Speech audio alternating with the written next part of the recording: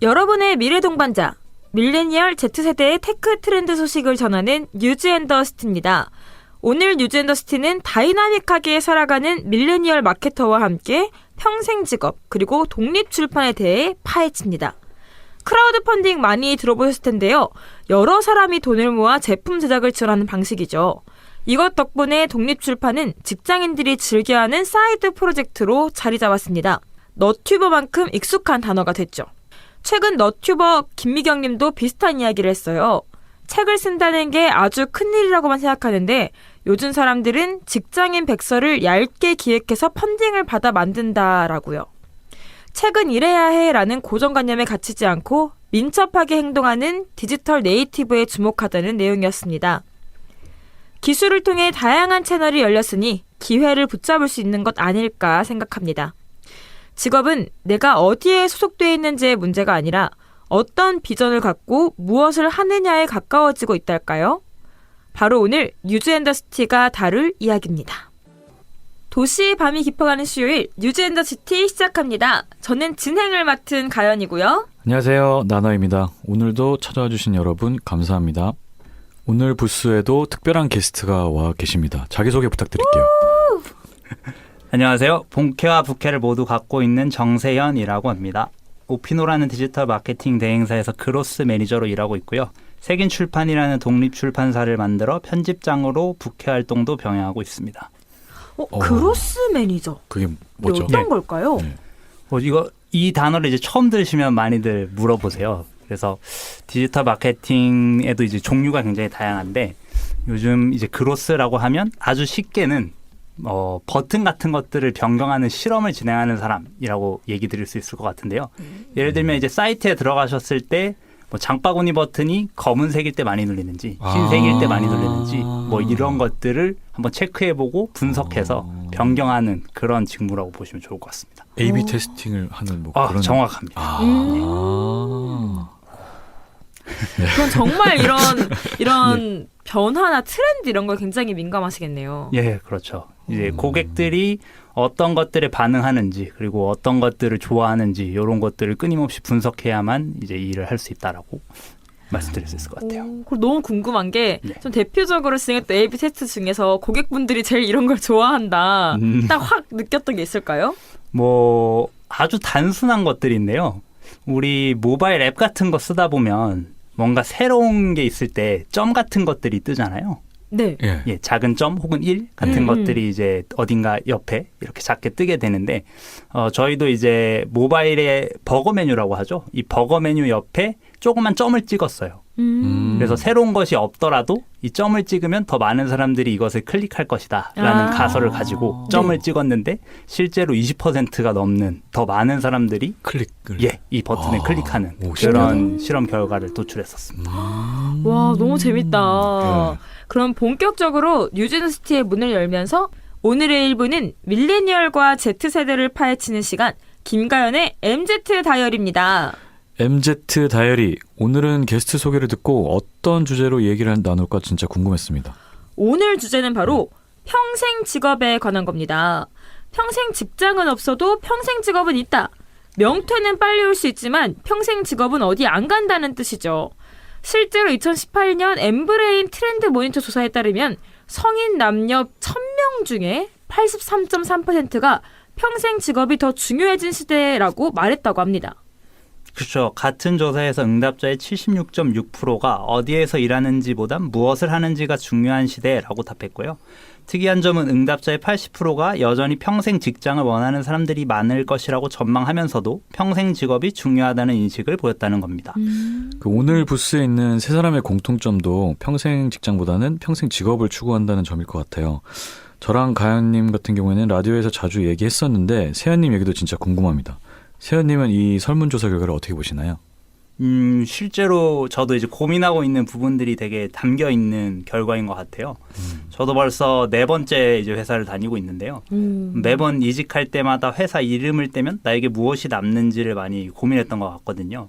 저희 세대는 이제 50, 60이 넘어도 뭔가 계속 일을 해야 되는 그런 평생 근무의 세대라고 저는 생각을 하는데 그런 의미에서 어떤 회사를 다니는지가 아니라 어떤 기술이나 실력을 가지고 있는지가 갈수록 중요해지는 것이 당연한 일인 것 같습니다. 저에게는 지금 다니고 있는 회사와 일이 이 고민에 대한 일종의 답이었는데요. 지금 회사는 주 2일만 출근하는 완전 자율출퇴근 회사거든요. 그래서 여기서 주 화요일 수요일만 출근을 하는 회사인데 그마저도 이제 오후 1시에 출근해서 6시까지만 일을 하면 되거든요. 와. 다들 이제 얘기를 하면 되게 부러워하시는데 뭐 그렇다고 일의 양이 적지는 않고요. 그만큼 이제 자율적으로 일을 하고 대신 책임만 지면 된다라는 의미예요. 그래서 여기서는 저는 이제 마케터로서의 직업 전문성을 계속해서 키우고 대신 이제 제가 하고 싶은 일인 색인 출판의 일도 병행하는 것이 지금 제 상태이고요.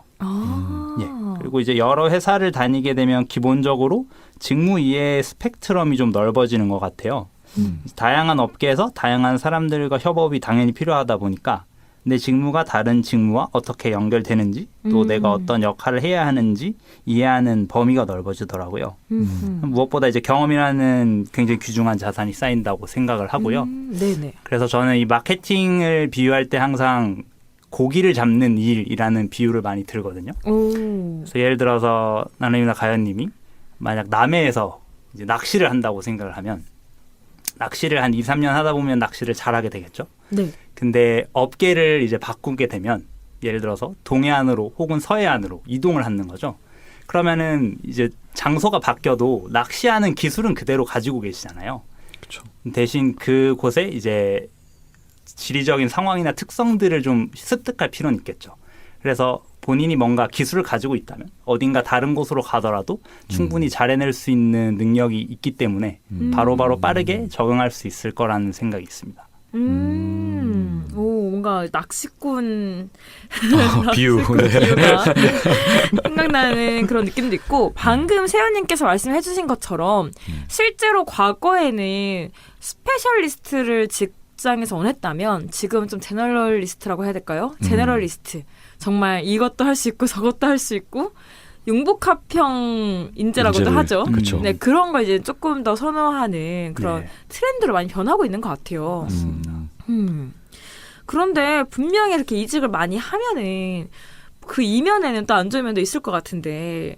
예, 당연히 이제 이직을 자주 하게 되면 장점도 있지만 단점도 명확하게 있는데요. 뭐 저 같은 경우는 일명 이제 토막 경력이라고 하죠. 보통 이제 1년 내지는 어떤 회사인 경우는 이제 1년이 안 되는 기간 동안 일을 한 적도 있다 보니까 이런 토막 경력들이 좀 문제가 될 때가 있었는데 특히 이제 이직을 할 때 이런 부분들이 좀 문제가 됐었어요.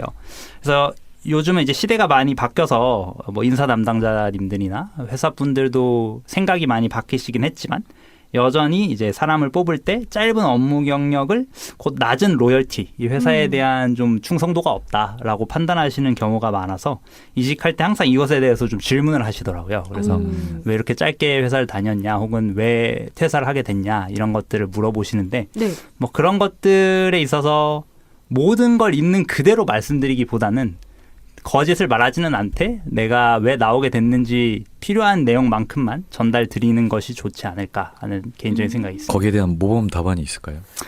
정말 쉬운 문제는 아닌데 뭐 저 같은 경우는 이제 실제로도 그랬지만 뭐 제가 속해 있던 팀이 와해됐거나 이제 제가 더 이상 제가 원하는 직무를 할 수 없게 된 경우들이 실제로 있었고 그런 것들 때문에 어쩔 수 없이 이제 이직을 해야만 했다라는 것들을 많이 얘기했고요. 그리고 무엇보다 이직이라는 게 사실 퇴사랑은 또 다른 거잖아요. 그냥 그쵸. 일을 쉬는 거랑 회사를 옮기는 건 다른데 저는 실제로도 이제 계속해서 성장에 대한 욕구가 있었어요. 그래서 내가 이 회사에서 더 이상 성장할 수 없다라고 판단하면 이제 그 다음 회사로 또 더 좋은 회사로 내가 성장할 수 있는 토양으로 가고자 하는 마음이 있었기 때문에 그것에 대해서 충분히 어필했을 때 그런 것들에 대해서 이제 좋게 평가하시는 분들이 있으셨던 것 같습니다. 맞아요. 되게 건강한 답변인 것 같아요. 저 같은 경우도 되게 프로 이직러라고 했는데 저도 네. 뭔가 여기서 내가 이만큼 배웠다 싶으면은 더 이상 뭔가 배울 게 없을 것 같다 하면 또 이제 새로운 옮기고. 성장을 할 수 있는 것으로 옮기고. 유주는 언제까지? 유주는 정말 끝없는 성장을 해야죠. 블랙홀의 무한대처럼. 블랙홀은 다 빨아들이는 다 빨아들이는 무한대로 성장을 해야죠. 네. 그러면은 이제부터 우리가 여러 회사를 다녔을 때의 장점 그리고 아쉬운 점 그리고 평생 직장이 정말 사라질 것 같은지에 대해서 같이 이야기 나누면 좋을 것 같아요. 여러 회사를 다녔을 때 장점은 뭘까요? 장점은 뭔가 저는 이제 반복되는 업무가 계속되면은 거기에 약간 좀 지루함을 느끼고 약간 권태를 느끼는 것 같은데 근데 직업을 아무래도 바꾸다 보면 완전 새로운 일이잖아요. 그 완전 새로운 자극에 대한 그 새로운 자극이 있는 것 자체가 장점이라면 저는 또 장점인 것 같아요. 새로운 거를 배우는 거를 좋아하다 보니까 저의 약간 성향이랑 잘 맞는 것 같기도 하고. 예. 세연님은? 네. 예, 저도 아까 이제 말씀드렸지만 직무 이해의 스펙트럼이 넓어지는 게 가장 큰 장점인 것 같거든요. 그래서 아까 말씀드렸다시피 한 곳에서만 일을 하게 되면 사실 생각이나 직무에 대한 이해도가 되게 갇히는 경향이 맞아요. 있는 것 같아요. 맞아요. 그래서 특히 한 곳에서 이제 오래 일하게 되면 뭔가 그 직무에 대한 이해도도 거기에 한정되게 되는 것 같은데 여러 업계나 여러 회사를 돌아다니면 일하는 방식도 사실 되게 다양하고 되게 다양한 사람들이랑 일을 하게 되니까 내 직무에 대한 이해도의 스펙트럼이 굉장히 넓어지는 게 장점인 것 같습니다. 저도 이제 공감을 하는 부분이 사실 이제 여러 회사 다닌다라는 게 아마 같은 직무로 여러 회사 다닐 수도 있지만 그게 아니라 또 다른 직무로 여러 회사 다닐 수가 있잖아요. 그럼 이제 그만큼 내가 할 수 있는 나만의 스킬 그런 것들이 쌓인다고 생각을 해요. 그리고 그걸 통해서 아마 다른 사람들은 대체할 수 없는 나만의 또 이제 그런 게 생겨나지 않을까. 맞아요. 그래서 이제 저 같은 경우는 뭐 저는 처음에 이제 아나운서로 시작을 해서 PD랑 이제 기자를 했었는데 이게 사실은 이제 미디어 쪽에서는 거의 한 직업만 쭉 가는 경우들이 대부분이기 때문에 이렇게 막 진행도 할 수 있으면서 글도 쓸 수 있으면서 영상 편집도 할 수 있으면서 이제 이런 사람이 많이 없어서 저만의 어떤 스페셜리티가 만들어지고 그런 게 있었던 것 같아요.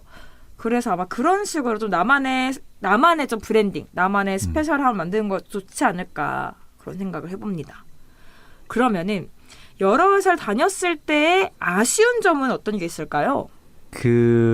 아무래도 이제 한 회사를 짧게 다니면 아까 말씀드린 장점과 반대로 그 업계에 대한 깊이 있는 이해는 좀 어려운 것 같아요. 그렇죠. 예, 예를 들어서 이제 길게 일했을 때만 보이는 것들이 있잖아요. 어떤 추세라던가 진짜 계절을 몇 번 넘어봤어야만 느낄 수 있는 그런 것들. 이 사실은 좀 얕을 수밖에 없는 부분은 충분히 있다. 그래서 그런 부분들은 좀 아쉬운 점이 아닐까 하는 생각이 듭니다. 저도 완전 동감합니다. 이게 정말 어떻게 보면 정말 그 분야에 뭐 10년, 몇십 년 있으면 사실은 그 깊이는 또 다른 부분이 있을 거 아니에요. 어떻게 보면은 저희 같은 프로 이직러들은 좀 지대 널렵 같은 그냥 뭔가 이렇게 넓고 얕은 지식 그런 느낌이 조금 단점이 아닐까 그런 생각도 듭니다. 그럼 아까 전에 정말 첫 이제 저희가 얘기를 했었는데 정말 거의 80%가 평생 직업이 더 중요해진 시대라고 답을 했다고 해요. 그럼 정말 다들 평생 직장이 사라질 거라고 생각을 하시나요?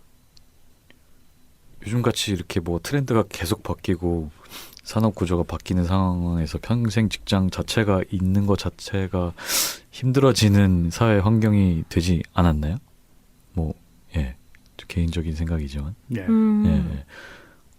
근데 평생 직업도, 보통 예술가들이 약간 은퇴가 없어서 평생 직업이라고도 많이 하는데 그런 측면에서 뭐 영상을 만드는 뭐 저는 예술가는 아니지만 뭔가 그런 컨텐츠 제작 업계 같은 것도 사실 은퇴가 뭐 맘만 먹으면 없이 계속 끊임없이 뭔가를 창작해낼 수 있는 거니까 글 쓰는 것도 사실 마찬가지인데 네, 그래서 이미 여기 계신 분들은 일종의 평생 직업을 가지고 계신 거 아닌가요? 네. 그렇게 생각할 수도 있겠네요. 네. 그러니까 어떻게 보면은 결국 내가 뭔가를 만들어낼 수 있는 사람이면 나로부터 나오는 사람이면 환경이 아니라 그러면 그게 정말 평생 직업이 될 수 있는 거죠. 예. 여기서 또 뭔가 우리가 역시 전문성을 키워야 된다 이런 생각이 들기도 하네요. 그럼 세현님은 어떻게 생각하세요? 평생 직장이 사라질 것인가? 저 이제 나너님의 말씀에 동감을 하고요. 그러면 평생 직업은 남지만 저는 평생 직장은 이미 사라진 것 같다는 생각이 들어요. 그래서 평생 직장이 뭔가에 대한 일단 정의를 하는 게 중요할 것 같은데 이몽택 작가님의 90년대생이 온다라는 책이 얼마 전까지 굉장히 오, 이슈였잖아요. 엄청 핫했죠. 그 책에 보면은 어떤 표현이 있냐면 이제는 기업 내에서 에스컬레이터가 끊어졌다라는 표현이 나오거든요. 그게 무슨 말이냐면 예전에는 이제 대기업에 입사를 하기만 하면 내가 정말 특별한 문제를 발생시키지 않는 이상 가만히만 있으면 에스컬레이터가 올라가듯 회사의 꼭대기까지 올라간다는 표현이에요. 그래서 사실 완전히 이제 은퇴하는 나이 뭐 거의 이제 60세가 될 때까지 내가 특별히 문제만 일으키지 않으면 뭐 과장, 부장, 차장 중에 어떤 한 자리에서 내가 끝까지 살아남을 수 있다라는 거죠. 그런 의미에서의 어떤 평생 직장이 있었는데 이제는 사실 45세가 되기도 전에 대기업에서도 사실 살아남는 것 자체가 굉장히 어려운 일이 되었잖아요. 맞아요. 그렇다 보니까 이제 평생 직장의 개념 자체가 흐려지고 있고 그리고 이제 스타트업 같은 경우는 솔직히 말해서 언제 없어질지 모르잖아요. 네. 그죠. 그렇다 보니까 이제 내가 과연 여기서 아무리 열심히 하고 잘해도 이 회사가 사라진다면 그게 나에게 평생 직장이 될 수 있는지에 대한 문제가 발생할 것 같거든요. 그럼요. 예, 그래서 이제 평생 직장은 아무래도 이렇게 보나 저렇게 보나 좀 없어지고 있는 추세가 아닌가라는 생각이 듭니다. 그러면은 이제 정말 평생 직업이 중요해진 이 시대에 평생 직업을 앞두고 미리 취직하면 좋은 자격증이 있다고 합니다. 이거에 대해서 이야기를 나눠보고 싶은데요. 먼저 공인중개사. 이제 20대도 이제 미리 준비한다. 그래서 공인중개사가 있고요. 그 다음에는 직업 상담사도 꼽혔어요. 이제 이게 특히 여성들에게 유망 직종이라고 합니다. 이제 직업 상담, 이제 이거 꾸준히 갈 거다. 직업 상담도. 그 다음에는 전기 산업기사. 전기 전공자들에게는 전기 산업기사를 따면은 관련해서 할 수 있는 업체들이 훨씬 많기 때문에 이것도 굉장히 따두면 좋은 자격증이다. 그렇게도 있고 유통관리사라고 있습니다. 유통관리사 혹시 들어보신 분 있을까요? 아니요. 자격증 처음 전- 들어보는데. 경영학과라서 유통업이- 들어는 봤는데 유통업이 경기 불황을 타지 않는 그쪽 산업이래요. 그래가지고 상대적으로 학력이나 연령 제한이 적어서 최근에 구직자들의 취업 선호가 굉장히 높아지고 있고 이게 취업에도 도움이 된다고 합니다. 유통관리사가. 그래서 이제 유통관리사 자격증도 최근에 많은 관심들이 떠오르고 있다고 해요. 그리고 그다음 마지막으로는 경찰 공무원의 가산점이 붙는 건데요. 전산 세무회계 자격증이라고 있어요. 이것도 이제 이거 이제 세무사에서 시행하는 국가 공인 자격 시험인데 세무회계 분야의 실무 업무를 수행할 수 있는지에 대한 능력을 평가하는 시험이라고 해요. 그래서 이제 평생 직업을 앞두고 이러한 자격증들도 최근에 뜨고 있는 추세입니다. 근데 뭔가 약간 인공지능으로 많이 대체될 수 있는 것 같은 자격증인 것 같긴 한데. 기승전 인공지능 아, 네. 아니에요. 상담사는 아마 상담사도 상담사는- 가능하지 않을까요? 상담사 공인중개사도 공인중개사는 이제 가능할 것 같고 힘드네요. 그리고 뭘 먹고 살아야 되는 것인가. 네. 결국 창작의 영역밖에 없는 것인가. 그리고 이제 시니어들도 시니어 세대도 그렇고 엔잡러도 그렇고 1인 기업에 도전하는 추세가 최근에 많아지고 있다고 해요. 여기 또 세연님만 해도 이렇게 1인 기업을 또 세우셨잖아요. 그렇죠. 어떻게 이렇게 만들 생각을 하셨어요? 이렇게 원래 직장을 다니시다가. 독립출판을 시작하게 된 계기요. 네. 저 같은 경우는 이제 원래도 이제 영화를 굉장히 좋아하는데요. 2016년 부산국제영화제를 제가 참여했었어요. 참여라고 하시면 그냥 보러 출품을- 갔습니다. 아, 네. 출품은 아니고요. 네. 관객으로서 아, 참여를 했었고. 그래서 이제 2016년 영화제에 갔는데 혹시 우리들이라는 영화를 혹시 아시나요? 어떤 잘 모르시죠? 네. 예. 이게 이 출판사를 만들게 된 이유기도 한데 네. 윤강 감독님이라는 이제 감독님께서 우리들이란 데뷔작을 만드셨어요. 근데 그 우리들이란 영화는 이제 아주 짧게 설명하자면 초등학교 4학년 여자 아이들의 이제 관계와 우정에 대한 영화거든요. 90 몇 분 정도 되는 길지 않은 영화인데 이제 저도 이 영화의 존재를 모르고 있었어요. 그래서 2016년 부산국제영화제 갔다가 우연히 이제 제가 봤던 영화가 끝나고 나온 그 옆 관에서 우리들이 이제 시사를 시작하려던 참이라 남는 시간에 보려고 이제 들어가서 그 영화를 봤는데 영화가 너무 좋은 거예요. 제가 정말 영화를 많이 보는데 제가 본 한국 영화 중에 정말 손가락에 꼽을 만큼 그 정도로. 예, 너무 좋았어요. 그래서 이제 영화 끝나고 나와서 어떤 영화인지 저도 검색을 해봤는데 관객 수가 몇 명 정도 봤을 것 같으세요? 한번 관객수. 추측해보시죠. 저는 네. 250명. 250명. 네. 가연님은 이미 찾아보고 관객수요. 계시죠. 5만 명이요. 아, 그 찾아보셨어. 너무 딱 맞추셨는데 예 맞습니다. 그래서 제가 너무 운명의 낮게 도움을 잡았네요. 받아야죠. 예, 역시 훌륭하네요. 5만 명이 이제 이 영화를 관람한 거예요. 네. 근데 네. 5만 명이라는 숫자가 이제 얼마나 와닿으실지 모르겠는데 네. 적죠. 예, 굉장히 네, 적죠. 적은 숫자죠. 아. 그래서 좀 충격을 받았어요. 이렇게 좋은 영화가 있는데 아. 5만 명밖에 보지 않았구나라는 생각이 들어서 이 영화를 조금만 더 알리고 싶다라는 생각을 했고 그 생각에서 이제 이 출판사까지 오게 되었습니다. 오. 그게 출판사로 오기까지는 어떻게 연결이 된 걸까요? 예, 사실 우여곡절이 굉장히 긴데요. 처음에 이제 그런 생각이 있었고 그 다음으로 이제 연결되었던 건 그러면 이 영화에 대한 간단한 책을 만들어서 이렇게 소개해보면 좋지 않을까 하는 생각이 들었어요.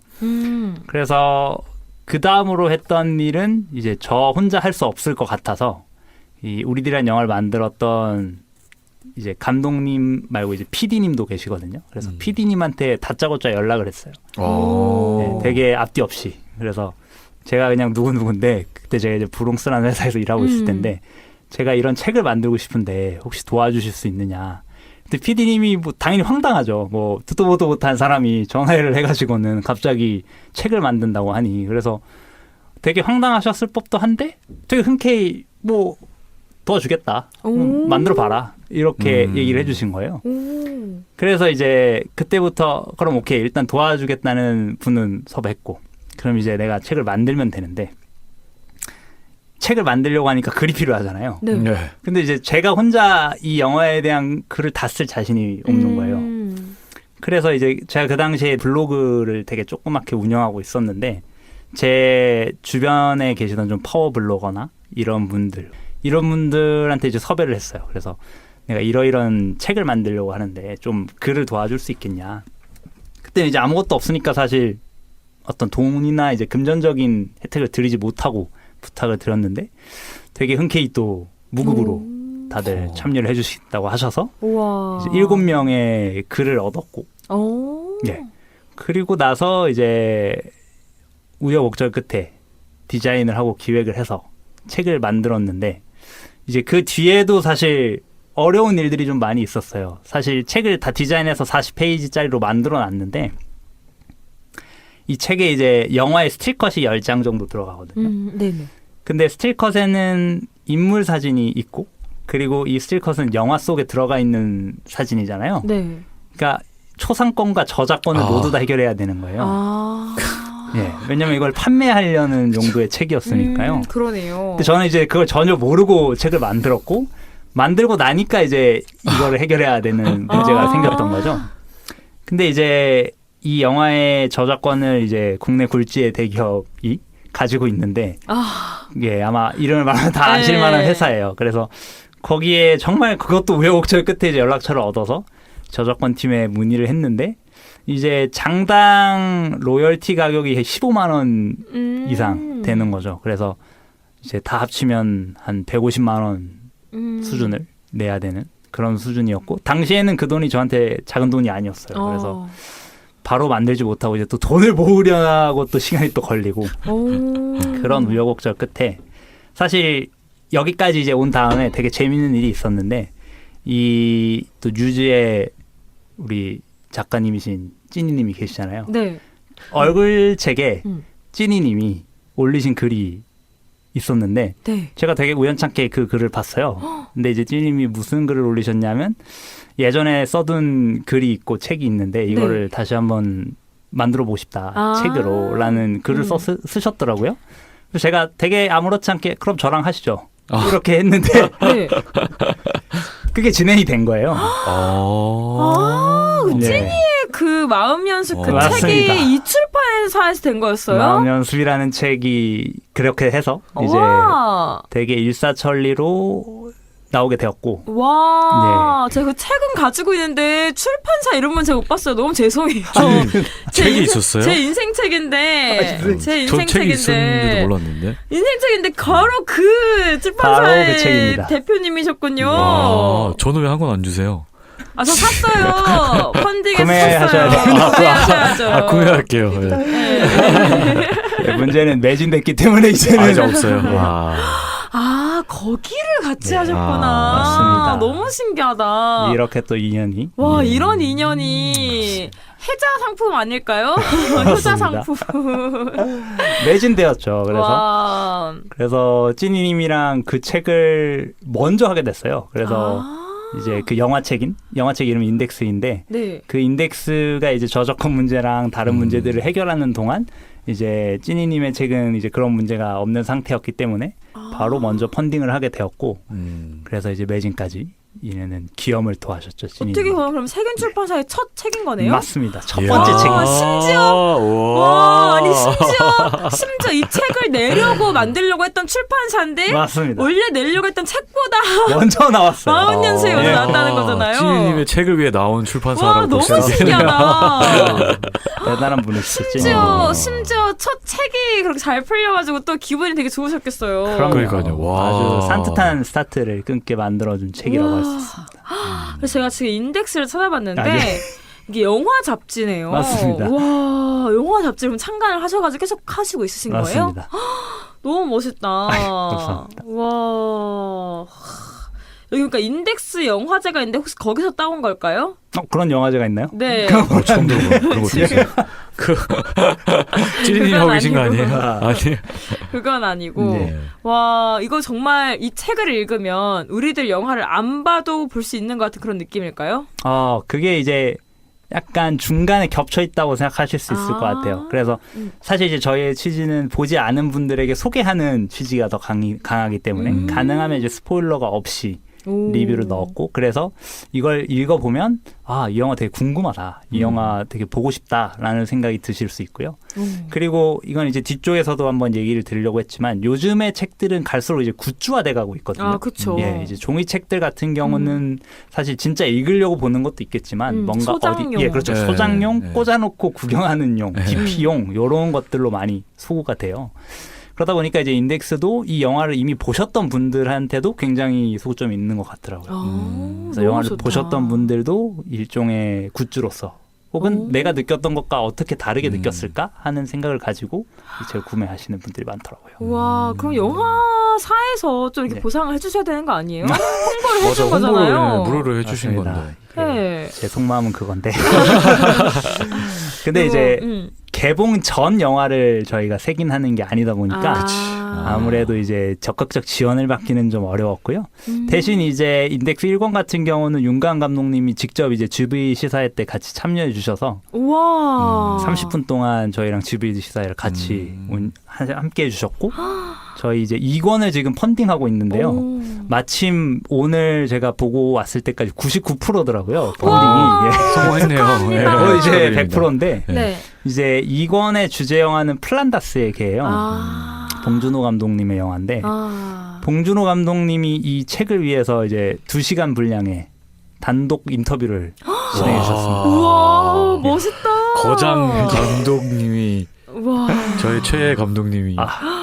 야. 아니, 엄청나네요. 인덱스. 진짜 장난 아니네요. 와, 그 스타트는 찌니님이 와. 찌니님이 봉준호 스타트를. 감독님급이네요. 시작이. 찌니님이 와.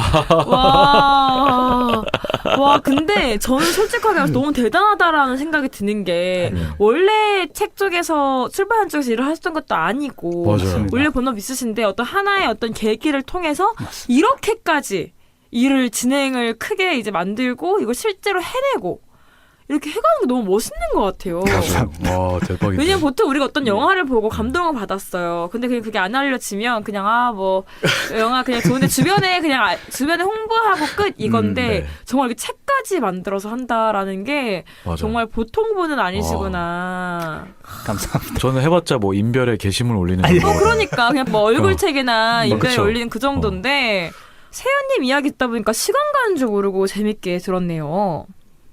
감사합니다. 비슷한 나이대 사람들이 다들 업에 대한 고민을 하다 보니 이제 그런 것 같아요. 같은 직종으로 여러 회사를 다니기도 하고 이제 본업에 부업을 하기도 하고요. 마침 그 뉴즈앤더 시티가 저번 에피소드에서 사이드 프로젝트에 대해서 다뤘었는데 오늘 라디오 부스에 바로 그 에피소드의 주인공이 오신 것 같네요. 네. 그러니까요. 정말 세연님의 부캐 바로 출판사 사장님입니다. 앞에서 잠깐 얘기를 했었는데요. 그로스 매니저로 일하시면서 독립출판물도 만드신다고 말씀하셨는데 이 얘기도 자세히 듣고 싶어요. 요즘 주목받는 트렌드, 부캐나 사이드잡이 평생 직업과 무관해 보이지 않거든요. 그래서 먼저 출판사 이름이 색인이에요. 맞습니다. 색인의 뜻이 뭘까요? 예. 그것도 이제 많이들 물어보시는데요. 되게 직관적인 네이밍이에요. 이제 제가 앞에서 말씀드렸다시피 제가 되게 좋아하는 영화를 남기고 싶어서 만든 책이잖아요. 그래서 우리가 이 되게 많은 영화 중에 어떤 정말 좋은 영화를 색인한다라는 의미거든요. 우와. 제가 한 가지를 물어보고 싶은데 혹시 한 해에 네. 국내에서 네. 영화관에서 개봉하는 영화가 몇 편 정도 될 것 같으세요? 국내 한국 영화요? 영화요? 아니면은 아니, 다 합쳐서. 영화관에서 네. 저는 한 1000개 넘을 것 같은데요. 1000개? 네. 나노님 저는 한 200개? 200개. 예. 격차가 크네요. 그 딱 중간인 600개 정도. 오, 정말 네. 딱 중간이다. 600편 정도가 한 해에 개봉을 하는데 사실 이제 대부분의 국민들은 많아야 한 3, 4편 정도 기억하면 많이 하는 거거든요.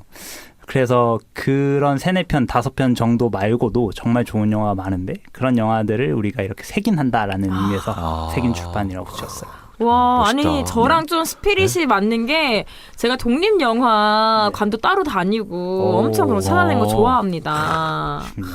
색인 정말 오늘부터 제 마음에 새겨야겠네요. 네. 아니 전 너무 사실 제가 영화를 좋아하는데 이제 영화로 이렇게 잡지를 만드신다니까 너무 흥미로운데 네. 지금 이렇게 부캐 생활에 장단점이 있을 것 같아요. 맞습니다. 어떤 점이 좋은지 먼저 한번 부탁드릴게요. 네. 뭐 이제 부캐의 장점이 여러 가지 있는데요. 그 중에 가장 큰 거라고 하면 역시 좋아하는 일을 할 수 있는 거, 그리고 뭔가 목표하는 것들을 이룰 수 있는 거, 이렇게라고 할 수 있을 것 같아요. 근데 뭐 그렇다고 본업이 그럼 하기 싫은 일이냐? 뭐 저 같은 경우는 그렇지는 않은데요. 사실 본업만으로는 이루기 어려운 좀 꿈 같은 것들이 사실 누구나 있잖아요. 네. 저 같은 경우 이제 영화를 좋아하다 보니까 제가 좋아하는 감독님들 만나는 일, 혹은 인터뷰를 하는 일, 혹은 이제 관객들과의 그 영화에 대한 소통 같은 것들을 굉장히 하고 싶어하는 사람인데, 저 같은 경우 이제 인덱스를 통해서 뭐 윤관 감독님은 직접 만나기도 하고, 이제 봉준호 감독님이랑은 통화하는 인터뷰도 하고, 와, 야, 진짜 멋있다. 진짜 2시간이나. 대박이다. 봉준호 감독님. 뭐 사실은 굉장히 비현실적인 일들을 많이 이뤄서 그게 아마 부캐로서의 가장 큰 수확이자 장점이지 않을까 하는 생각이 들고요. 그리고 또 이제 네. 또 무시할 수 없는 게 있죠. 물론입니다. 네. 이제 부캐라고 하면 물론 이제 본업에서 돈을 벌지만 금전적인 추가 이익이 있다라는 것이 굉장히 중요한 일일 것 같아요. 좋아하는 일을 하는데 돈까지. 수익까지. 예, 그게 굉장히 큰 장점인데, 사실 저 같은 경우는 이제 인덱스로 막 엄청 큰 돈을 벌지는 않아요. 사실 이게 책을 만든다는 일이 인풋이 되게 많이 들어가는 일이어서 저는 이제 앞에 한두 권 정도는 많이 남기지 못했는데, 사실 생각해보면 앞에 것과도 좀 연결점이 있는 게, 금전적 수익은 많이 벌지 못해도 제가 좋아하는 감독님들 만나는 일들 같은 경우는 그런 돈이 남는 것과는 또 별개의 엄청나게 큰 그럼요. 수익이잖아요, 저에게. 그쵸. 네. 그쵸. 그래서 말씀하신 대로 제가 좋아하는 것도 이루고 돈도 벌고, 그래서 굉장히 좋은 점이라고 할 수 있을 것 같아요. 대신에 아마 두 가지 생활을 병행하다 보니까 단점도 있을 것 같아요. 물론입니다. 일단 첫 번째로는 시간과 육체적으로 매우 고됩니다. 아, 예, 일단 거의 24시간을 맞습니다. 24시간도 물론이고요. 사실 인덱스를 시작한 이후부터는 주말이라는 게 없었던 것 같아요. 그래서 평일에는 이제 어쨌든 회사 일에 골몰해야 되잖아요. 그리고 8시, 9시에 퇴근하면 사실 다른 일을 막 매우 열심히 하기에는 좀 힘들다 보니까 토요일, 일요일을 최대한 활용해서 이제 인덱스에 관련된 일을 해야 되고, 그러다 보니까 제 시간이 조금 줄어들고 육체적으로 많이 고된 점이 되게 힘든 점인 것 같아요. 그럼 육체적으로 힘들다. 그 외에 또 있을까요? 뭐 앞에서도 말씀드렸지만 이게 장점이 될 수도 있고 어떻게 보면 단점이 될 수도 있는 게 사실 회사에 다닌다는 것은 저희의 기회비용을 쓰는 거잖아요. 네. 그래서 저희가 1시간 일했을 때 내가 이만큼 받을 수 있다라는 것을 가지고 회사와 협상하는 거라고 저는 생각을 하는데 이제 부캐 같은 경우는 물론 아니신 분들도 계시겠지만 제가 드리는 시간이나 인풋 대비 사실 버는 금액이나 금전적인 수익이 좀 많이 적을 수 있어요. 네, 그래서 이게 정말 좋아하는 일이 아니라면 힘들게 하기는 좀 어려운 그런 점들이 단점이라고 볼 수 있을 것 같아요. 이게 저희가 지난번 방송에서 이제 사이드 허슬에 대해서 이야기를 했을 때 왜 이렇게 사이드 허슬이나 사이드 잡을 하는 사람들이 많이 늘어나고 있을까? 그 이유 중에 하나가 어떻게 보면 회사에서의 나의 모습, 페르소나가 있는데 난 또 내가 성취하고 싶은 내 모습이 있으니까 그거를 이제 사이드 잡으로 이제 그걸 성취를 한다. 그런 좀 가설이 나왔었거든요. 어떻게 보면 좀 그 가설이 검증된 것 같은 느낌이네요. 맞습니다. 일단 기본적으로는 그 말이 굉장히 동의하고요. 근데 저 같은 경우 또 하나의 이 부캐 장점이라고 하면 회사 일에도 도움이 된다라는 점인 것 같거든요. 오, 회사 일에도. 어떻게 도움이 되죠? 그래서 이 색인 출판 같은 경우 물론 이제 책을 만드는 일이라서 제가 하고 있는 디지털 마케팅과는 별로 연관이 없을 것 같지만 제가 이 책을 팔기 위해서 결국 디지털 마케팅을 하잖아요. 예, 그렇게 되면 제가 직접 이것과 관련된 일을 해보면서 느끼고 또 배운 것들을 회사에서도 사용해 볼 수 있는 그런 경험의 연결성이 생긴다고 생각을 하거든요. 확실히 그런 게 있겠네요. 회사에서도 그럼 되게 좋아하겠네요. 예, 그래서 뭐 사실 일반적인 회사들은 겸업금지 조항 같은 것들이 있는 곳도 있는데요. 지금 저희 회사 같은 경우는 오히려 장려를 해요.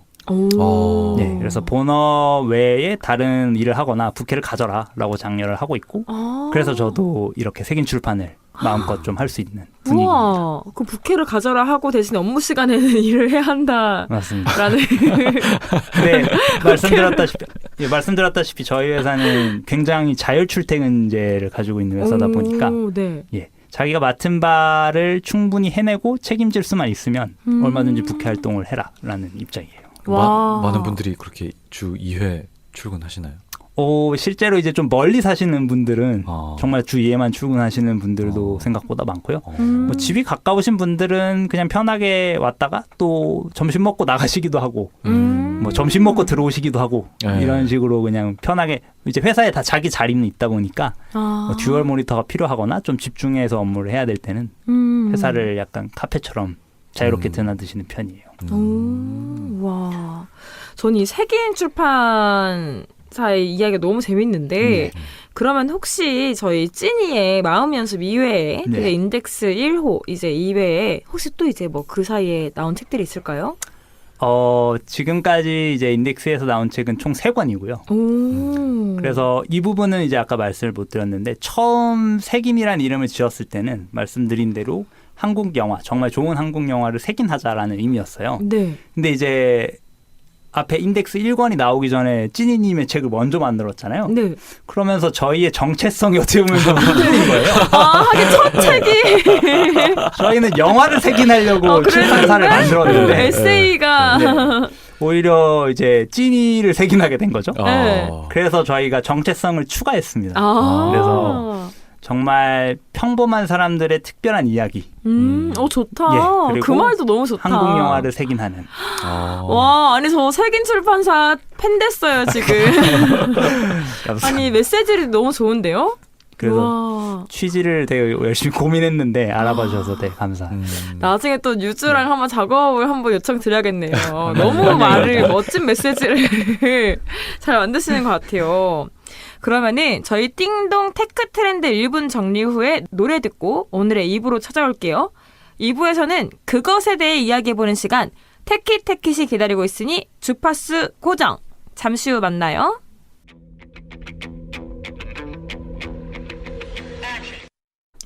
오늘의 테크 트렌드 1분 정리.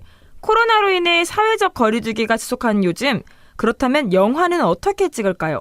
전문가들은 앞으로 CG 작업이 영화 촬영 이전에 필요한 주요 작업이 될 거라고 내다봤습니다. 직접 뉴질랜드에 모여서 영화를 찍을 수 없으니 풍경 그래픽을 먼저 만들고 감독은 AR이나 VR 기기로 로케이션을 보며 연출을 구상하는 겁니다. 그래서 아예 게임 엔진으로 영화를 만들게 될 것이라는 전망도 나오고 있어요. 이젠 크로마키 천에 CG를 입힌다. 그 이상으로 기술이 영화 제작의 기틀이 될 것 같습니다. 그렇다면 제작비가 엄청 많이 들지 않을까? 라는 생각이 들 수 있어요. 그래서 역설적으로 시나리오, 스토리가 중요해진다고 합니다. 모두 그래픽 기술을 활용하게 될 경우 관객을 사로잡는 작품성에서 판가름이 난다는 의미인데요. 코로나 바이러스도 핵심을 바꾸지는 못하는 듯합니다. 자, 아니 벌써 끝나갈 시간이 됐어요. 오늘 방송은 어땠는지 소감이 궁금한데 먼 길 와주신 세연님의 소감이 먼저 듣고 싶습니다. 네, 먼저 이런 자리에 초대해 주셔서 너무 영광이고요. 위대한 띵동 커진들과 함께 또 라디오를 또 이렇게 진행해 보게 돼서 너무 재밌었고 또 다음에 시간이 되면 불러주시면 감사할 것 같습니다. 다음에 저희 뭔가 영화가 주제일 때 그쵸. 초대해드리고 그때 싶어요. 무조건, 네. 환영입니다. 너무 좋습니다. 그러면은 나너님은 오늘 방송 어떠셨나요? 저는 그 부캐를 되게 성공적으로 이렇게 만들어내고 그것도 단기간에 정말 누구나 부러워할 법한 일들을 이뤄내신 그 세연 편집장님이 되게 부러웠고요. 저도 그래서 그 나너가 아닌 너나로 부캐를 한번 새로 만들어서 새로운 일을 한번 도모해봐야 되지 않을까라는 생각을 하게 되었습니다. 와, 너나 기대되네요. 네. 그러면은 일주일에 딱 중간에 있는 수요일 뉴진더스티 마치겠습니다. 찐이가 작가로 수고해줬고요. 저는 뉴즈의 가연이었습니다. 크리에이터 나너였습니다. 책 만드는 마케터 정세현이었습니다. 하나, 둘, 셋. 오늘도 오늘도 반가웠습니다. 반갑습니다. 굿나잇.